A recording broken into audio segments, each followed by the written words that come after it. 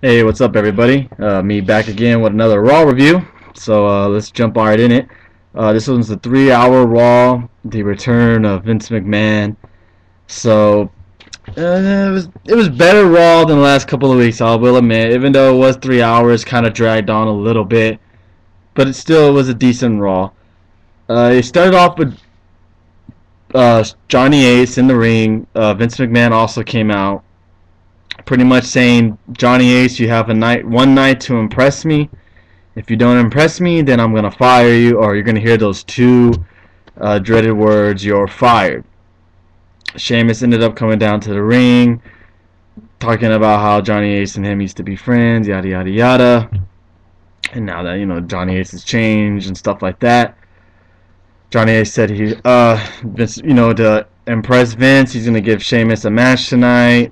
He went in the back to go figure out who he's gonna face. I mean, did anybody not know who he was gonna pick? It was obvious it was gonna be Tensai, very very obvious.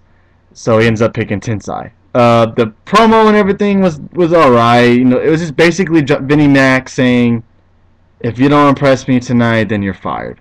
You haven't really impressed me these last couple of months, I guess, as the Raw GM. So impress me tonight. You keep your job. If you don't, you're fired."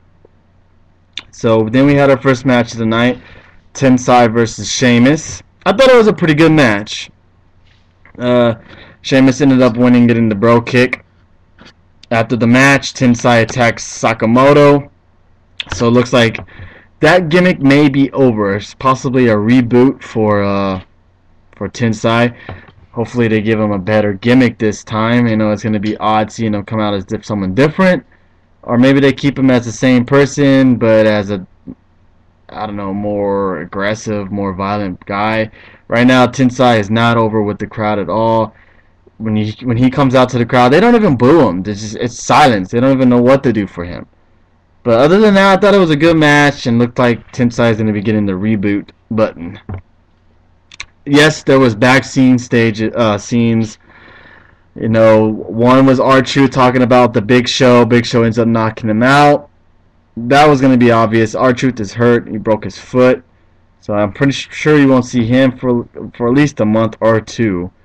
And it sucks for Kofi. Kofi does not have good luck with tag team partners. They fail the drug test or they get hurt. And looks like R-Truth has gotten hurt. I think it happened either last week on Raw or at a house show. So he's out. Also, Alberto Del Rio is out of the main event. He got a concussion because of the fucking stupid ass Great Khali. Doesn't know how to not really hurt someone. And he gave Del Rio a concussion. So he's out for this Sunday's pay-per-view. So they were going to have a match. Teddy Long made a match. And he put Christian, Jack Swagger, Dolph Ziggler, and some fucking reason he added Great Khali. Fuck you, Teddy Long. Really, fuck you. There's no other guy you can add on the SmackDown roster into this match. What about Cody Rhodes? Christian's in the match. Why not Cody Rhodes? No, nothing. Fucking Great Khali. And he wasn't... I'll get to that match in a little bit, but that was fucking pathetic. Big Show ends up knocking out R-Truth. I'm going to get all the backstage scenes done right now because most of them were pointless. Vince McMahon dances with the Brodus Clay girls. Funkerettes or whatever the fuck they're called. He makes fun of JR. He always has to make fun of JR, of course. He had a backstage segment with Daniel Bryan. And Kofi Kingston came out to Johnny Ace, pretty much saying, "I want Big Show in a match. Big Show, I've been doing all this shit. I want my revenge." Johnny Ace said, "Yeah, you got your match in a steel cage." So there you go. Pretty much all the backstage segments in a nutshell. There probably was a few more. I think David Otunga was in one with Vince. So nothing too important to where I have to sit here and talk about it. After that match, we had Layla and Santino versus Beth and Ricardo. Yeah. And I guess it was an alright match. Mostly divas in the match. Beth gets the win over Layla, so it looks like Layla will be going over Beth at No Way Out. That's the way I see it. I'm just wondering when they're going to bring Karma That's going to be a nice surprise. I think they bring her back by SummerSlam, because that's one of their big fours, and you want to have a real good Divas match on that SummerSlam card, and Beth versus fucking can't even think of her name now, would be a great match. Layla and Karma. Layla and Beth will be a good match at this Sunday. I'm pretty sure it will be. But a Karma and Beth match is going to be 10 times better. But other than that, it progresses the storyline between them two, and it progresses the storyline between Ricardo and Santino. Possibly maybe getting Ricardo into ring action, maybe. But I would love to see a Santino Del Rio feud. That would be great. Just to see them go at it. And Santino's not that bad of a wrestler, so they could have some good matches. But them promos together would be priceless. I would love to see that. After that, we had our 4-way. I could have these matches all mixed up. I'm sorry. I didn't write them down in particular order, but I'm reviewing them. So, next match we have a Christian, fucking stupid Great Khali, Ziggler, and Swagger. Great Khali was eliminated like in the first 3 minutes of the match. It was fucking pointless. They haven't put him in there. So it was basically just a triple threat match for the #1 contender. I enjoyed this match. It was really good. Swagger was the next to be eliminated. It was between Ziggler and Christian. Great match. Ziggler gets the win. So now we're going to have Sheamus versus Ziggler at No Way Out. Thank you, WWE. Finally, you are recognizing that Ziggler deserves better. And even though we know that he won't win the title at No Way Out, at least he's getting recognized for his hard-ass fucking work he does in the ring. And he's not going to be stuck against Brodus Clay for the 15,000th time. So, other than that, pretty good match. Then we had our Goldberg / Ryberg / Rye Van Dam match.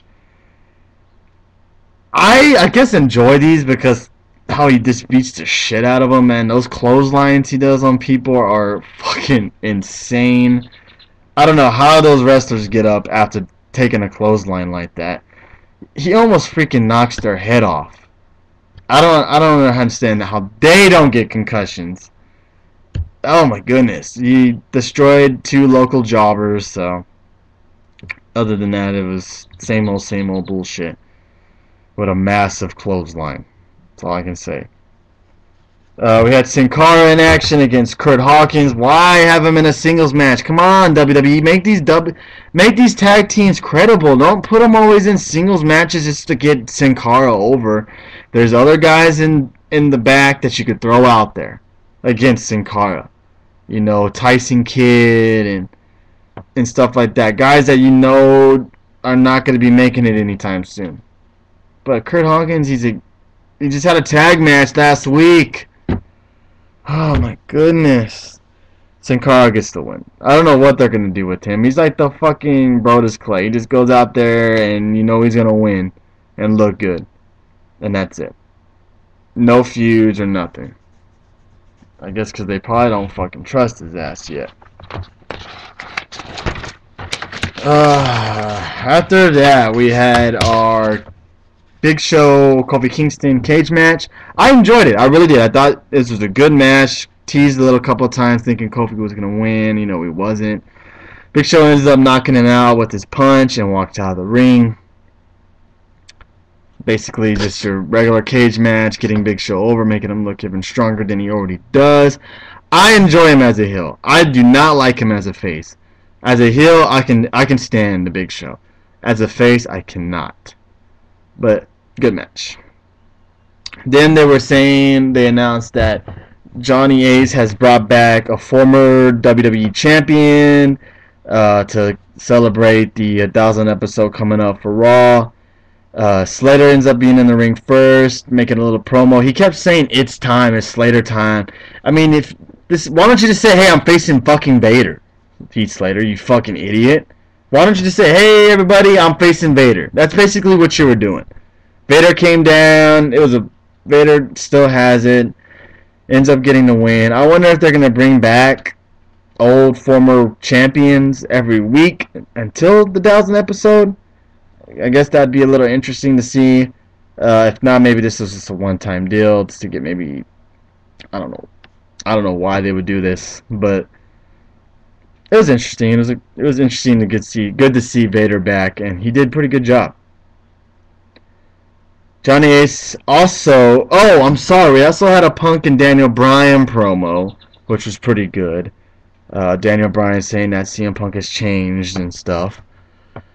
Johnny Ace, of course, interrupts and says that we're gonna have a first ever match, which I didn't understand the first ever part because we've seen these kind of tag matches before, and he put Punk and AJ versus Kane and Daniel Bryan. What's first about that, Johnny Ace? Can you please explain that to me? It was an alright match. There was a moment where Punk tagged in AJ. Kane was in the ring. She skipped around him, jumped onto him, and gave him a kiss.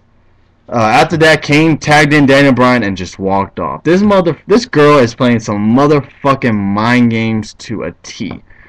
I'm enjoying this storyline with her. I'm just wondering where they're going to go. I think they're going to have it to where she can kind of maybe controls Kane and helps Daniel Bryan get the win. That's where I'm thinking they're going with it. She's going to get all into Kane's mind and somehow get Kane to help Daniel Bryan get the win. CM Punk and AJ got over on this match. Once Kane tagged in Daniel Bryan got in the ring, went over to CM Punk. CM Punk, from the apron, kicked him in his head. Daniel Bryan fell. Punk did the elbow, and he beat him. That was it. That was your tag match. That was weird seeing him win that way. But, you know, this Sunday is going to probably be a totally different ball game. I'm just wondering how AJ is going to be getting into the mix. Should be very interesting. Alright, last was Vinnie Mac making his decision on Johnny Ace if he was going to fire him or not. It looked like he was going to fire him. He brought out security guards to escort Johnny Ace out of the ring and all this stuff. And Johnny Ace is talking to Vince saying, you know, you don't need to bring out security. Whatever your decision is, I'm not going to go hostile and crazy like that. Big Show ends up coming out saying that you shouldn't worry about Johnny Ace. You should be worried about me if you fire him because you're going to have to pay me so much millions of dollars. And I got this crazy contract and stuff like that. Then Superman Cena comes out doing his corny bit.